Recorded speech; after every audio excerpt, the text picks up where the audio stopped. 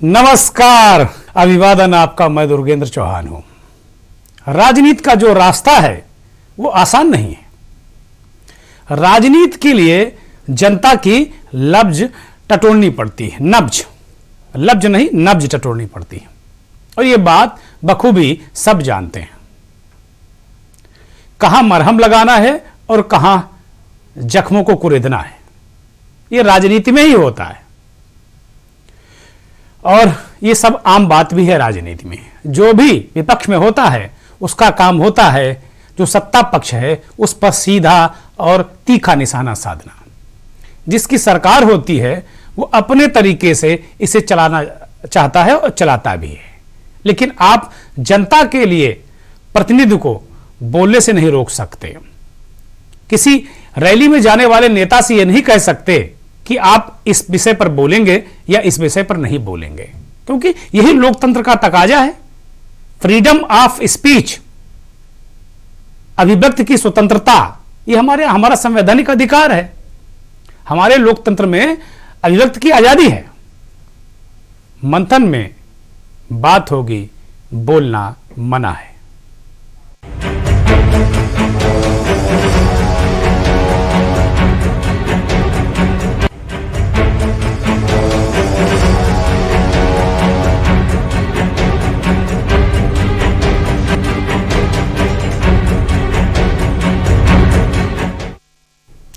उत्तर प्रदेश का चुनाव और 5 राज्यों में 2022 में होने वाला चुनाव एक अलग तरीके की सरगर्मी पैदा कर रहा है।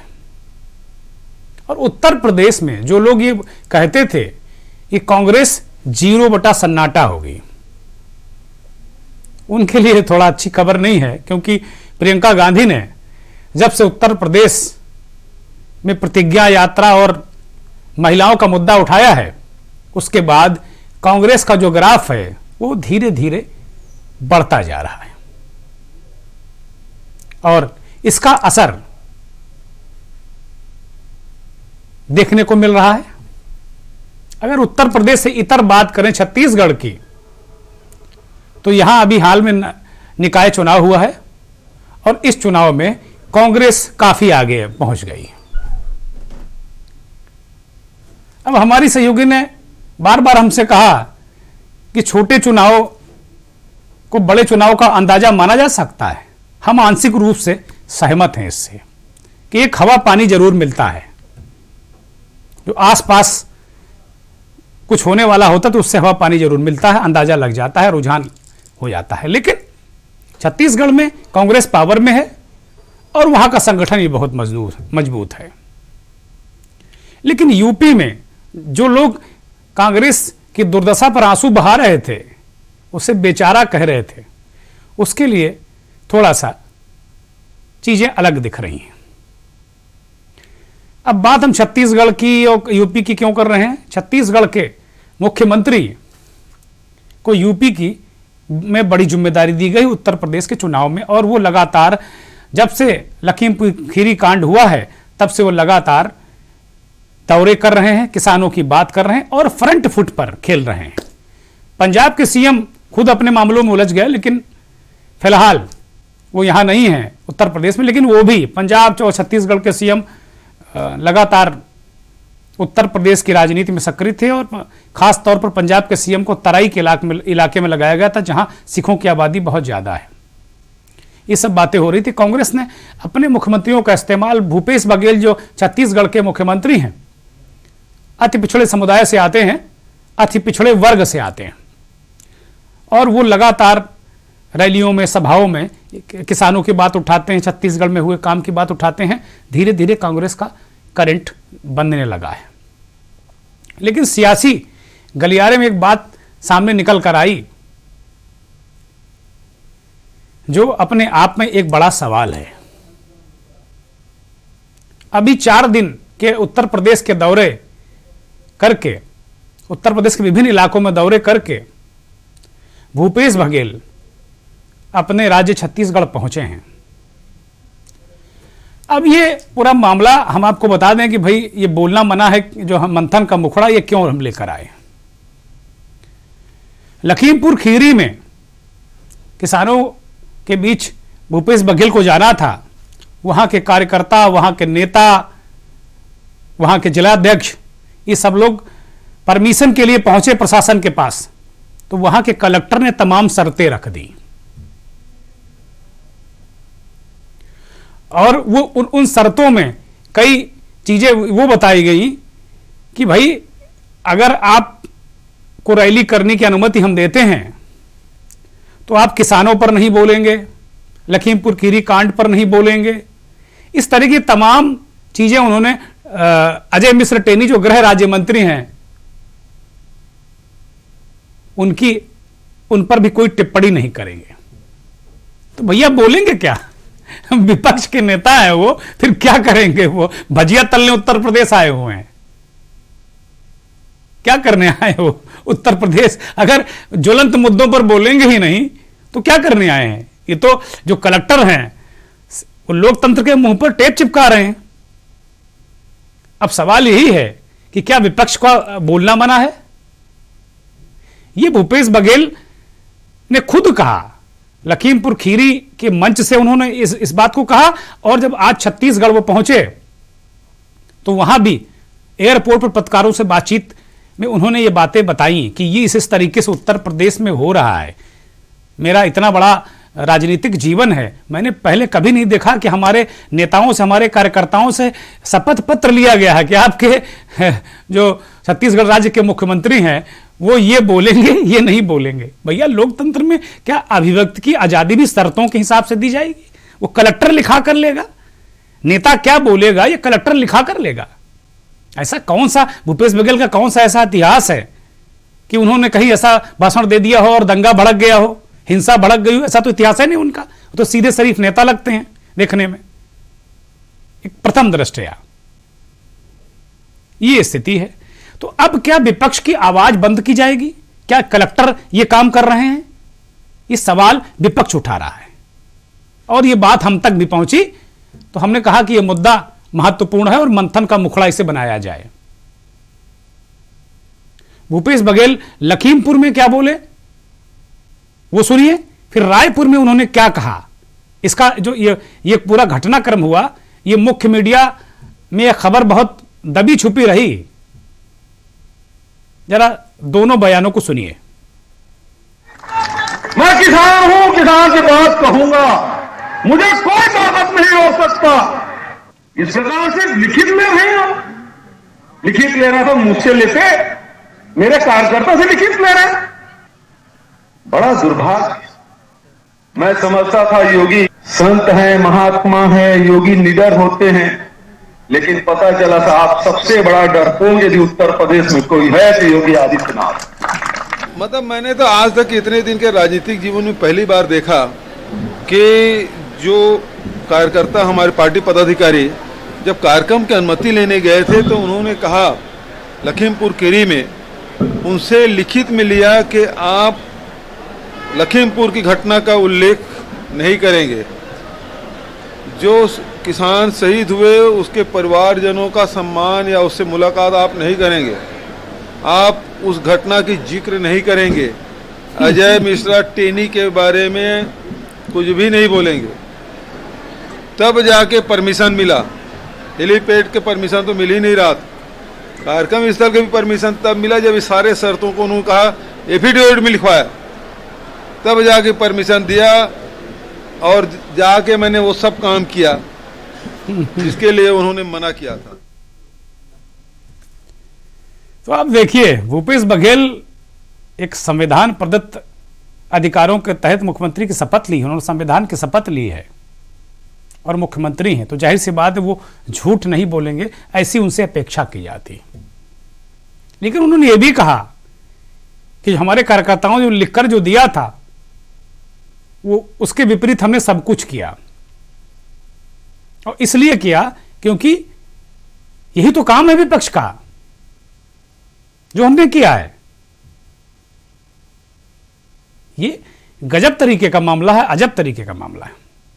अब यहां सवाल यह उठता है, क्या उत्तर प्रदेश में विपक्ष का बोलना मना है, या फिर विपक्ष पहले से यह लिख कर दे कि वो क्या बोलेगा क्या नहीं बोलेगा। या ये अफसर, सरकारी नौकर यह तय कर देंगे कि भाई आप क्या बोलोगे क्या नहीं बोलोगे? ये सारी बातें हैं। और एक और बड़ा सवाल उठता है कि क्या ये कलेक्टर जिन्होंने भूपेश बघेल क्या बोलेंगे यह तय कर दिया, क्या बीजेपी के कोई नेता मंत्री जाते हैं तो क्या उनसे भी लिखवा कर लेते हैं? टेनी की हिमायत क्यों करने लगे अचानक? ये बात हम इसलिए बता रहे हैं क्योंकि लगातार बघेल ने जो बातें कही वो आपने दोनों सुनी। मंच से उन्होंने क्या बोला और उन्होंने एयरपोर्ट पर क्या बातें कही। ये बड़ी विचित्र स्थितियां हैं, बड़ी गंभीर स्थितियां हैं। कांग्रेस के वरिष्ठ नेता प्रहलाद पटेल हमारे साथ जुड़ गए हैं लखीमपुर खीरी से। प्रहलाद जी, बहुत स्वागत, बहुत अभिनंदन के न्यूज पर आपका। ये जो पूरा प्रकरण जैसा मुख्यमंत्री भूपेश बघेल ने बताया कि भाई अब यह भी तय किया जा रहा है कि आप क्या बोलेंगे और क्या नहीं बोलेंगे, फिर लोकतंत्र बचा कहां प्रहलाद जी? जी, आपकी बात बिल्कुल सही है। लोकतंत्र को धीरे धीरे कुचला जा रहा है। जी, मैंने पहले प्रार्थना पत्र जब दिया 4 दिसंबर को दिया जी, मैंने कहा हमारे माननीय मुख्यमंत्री जी आ रहे हैं तो कम से कम हमें मालूम था विपक्ष इस तरीके, सत्ता पक्ष जो है विपक्ष पर इस तरीके से हमलावर रहेगी। 18 दिन तक हमको टरकाया गया जी। आयन मौके पर 17 तारीख में हमसे कहा गया कि आप दूसरा प्रार्थना पत्र डालिए जी और ये किसान पंचायत का जो टाइटल है किसान पंचायत आप नहीं रख सकते हैं जी, क्योंकि किसान पंचायत रखने का मतलब है लखीमपुर खीरी की छवि खराब हो रही किसानों के नाम से। जी। तो हमने कहा बताइए भाई क्या रखा जाए? उन्होंने कहा कार्यकर्ता सम्मेलन कर लो। तो हमने फिर उसका कार्यकर्ता सम्मेलन नाम रखा। हमने कहा ठीक है, हमारा सीएम है, हमारा सीएम आएगा तो कहा लिख के दीजिए कि इस चीजे पे 4 बिंदुओं पर कि अब किसानों पर कोई चर्चा नहीं करेंगे। आपके मुख्य अतिथि जी मंच पर शहीद परिवार जन नहीं आएंगे, उसकी आपको अनुमति पूर्व सूची देनी पड़ेगी। मंच पर कौन कौन रहेगा?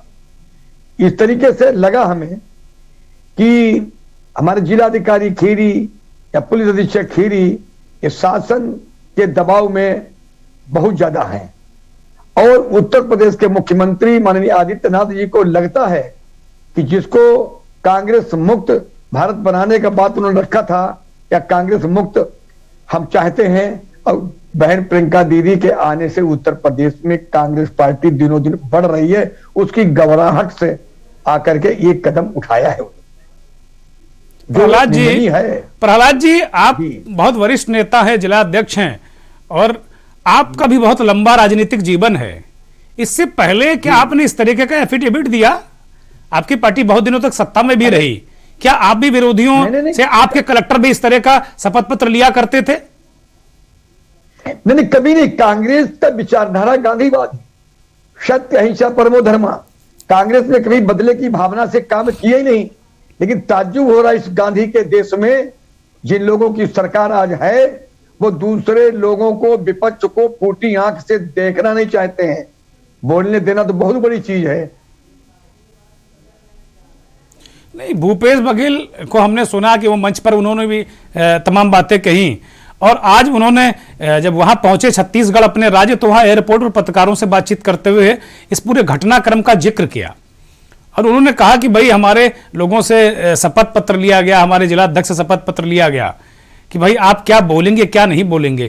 तो संविधान में अभिव्यक्ति की आजादी दी गई है भारत के प्रत्येक नागरिक को, तो क्या अब ये जो नौकरशाह हैं ये आजादी भी तय करेंगे कि हम क्या बोलें क्या न बोलें? भाई विपक्ष वहां क्या करने आया? वहां विपक्ष तो आएगा और जो आपने किया है उसकी आलोचना करेगा। विपक्ष कोई वहां पकौड़े तलने थोड़ी आ रहा है, विपक्ष तो यही करेगा। तो ये जो अधिकारियों का जो चरित्र है और इसके पीछे कहीं ना कहीं राजनीतिक प्रेरित है। भाई टेनी अगर आरोपी हैं, अगर वो प्रभात गुप्ता राजू के कत्ल के आरोपी हैं तो उनसे बात होगी। अगर टेनी के बेटे जो जेल में हैं मोनू भैया वो अगर आरोपी हैं 4 किसानों एक पत्रकार को कुचलकर मारने के, तो उन पर बात होगी। तो कुल मिलाकर वो प्रहलाद जी वो 4 बिंदु कौन से थे जिन पर उन्होंने कहा कि भाई ये लिख कर दे दो आप? देखिए, बड़ी हंसी भी आ रही है, बड़ा ताज्जुब लग रहा है। इस 62 साल के जीवन में मैंने 35 साल का राजनीतिक जीवन गुजारा। तमाम सरकारें उत्तर प्रदेश में आई, तमाम सरकारें चली गई। 30 साल 32 साल पे कांग्रेस सरकार नहीं है। हमने अपनी कांग्रेस सरकार का भी कार्यकाल देखा, सपा का देखा, बसपा का देखा, इनका गठबंधन का देखा, आज भारतीय जनता पार्टी का फिर देख रहे हैं। लेकिन इस तरीके से किसी भी जिलाधिकारी ने कभी भी प्रथा पत्र देने पड़ते हैं, परमिशन लेनी पड़ती है, अनुमति लेनी पड़ती, कभी कोई शर्त नहीं रखा। और फिर भारत में कृषि प्रधान देश है, भारत किसानों की दम पर, भारत किसान जो है भारत की आत्मा है एक तरीके से। जी। और किसान शब्द से हमने चिढ़ रखने वाला पहला जिलाधिकारी ये कहा कि किसान पंचायत का नाम अब हटा दीजिए, क्यों लखीमपुर खीरी में किसानों के पर काफी कुछ दहशत जैसी बनी हुई है। तो हमने कहा श्रीमान जी, हम विपक्ष के आदमी हैं, दहशत फैलाने वाले सत्ता पक्ष के लोग हैं, उसको आप देखिए। हम विपक्ष के आदमी हैं, विपक्ष का दायित्व बनता है कि लोकतंत्र में अपनी आजादी है अभिव्यक्ति व्यक्त करने की। हम कोई ऐसा बात नहीं करेंगे मंच से जिससे कभी कोई आपको अशांति की लगे, अशांति फैल जाएगी, इस प्रकार कुछ नहीं। लेकिन कहा नहीं, किसान पंचायत का टाइटल हटा दीजिए। और आप लोगों ने बहुत कुछ शहीदों के लिए किया है, वो बार बार उसको पुनरावृत्ति नहीं होना चाहिए। दूसरी बात, किसी भी प्रकार का मंच से तिकुनिया कांड की घटना का जिक्र नहीं होना चाहिए। तो बड़ी शर्म के साथ कहना पड़ रहा है कि आखिर इस देश का लोकतंत्र कैसे सुरक्षित रहेगा और संविधान को मानने वाले लोग कैसे संविधान को बरकरार रख पाएंगे। इस भारतीय जनता पार्टी में माननीय मुख्यमंत्री योगी आदित्यनाथ जी रोज कहते हैं माफियाओं पर बुलडोजर चलेगा, रोज कहते हैं माफिया जेल में होंगे। हमें नहीं लगता है कौन सा जेल में है, किस पर बुलडोजर चल रहा है। उत्तर प्रदेश की कानून व्यवस्था दिन पर दिन गिर रही है और लखीमपुर खीरी की जो तस्वीर है वो आप सबसे छिपी नहीं है। आप सबने जो इस घटना को लेकर के जो लड़ाई लड़ी है, पूरा देश इसको देख रहा है। सच्चाई मतलब दबाई जाने का बहुत प्रयास हुआ, पत्रकार भाइयों पर अभी सांसद जी ने तमाम अभद्र टिप्पणी भी कर दी है। तो इस तरीके से लगता है मतलब सत्ता पक्ष जो है एकदम से आपा खो चुका है। हाँ। इनको नर्वस स्टेशन में चले गए एकदम से। जी, अभी आज पता चल रहा है कि वो फिर वहां लखीमपुर खीरी पहुंच गए हैं टेनी महाराज और वहां फिर उनका अपना इलाका है भाई, अपना गांव घर है तो घूमेंगे ही।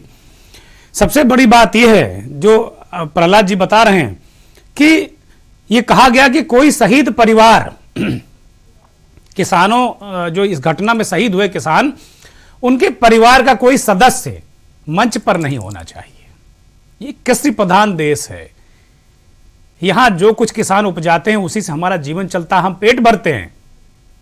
कितनी शर्मनाक बात है कि एक कलेक्टर कह रहा है कि जो पीड़ित है वो मंच पर नहीं आना चाहिए, तिकुनिया कांड के बारे में कोई बात नहीं होनी चाहिए।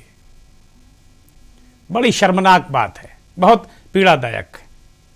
मैं तारीफ करूंगा वहां के जिलाध्यक्ष प्रहलाद पटेल जी की और छत्तीसगढ़ के मुख्यमंत्री भूपेश बघेल की कि इन लोगों ने किसानों की बात रखी और पूरे दमखम के साथ रखी, क्योंकि ये सब किसान परिवार के ही बेटे हैं, चाहे भूपेश बघेल हो चाहे प्रहलाद पटेल हो।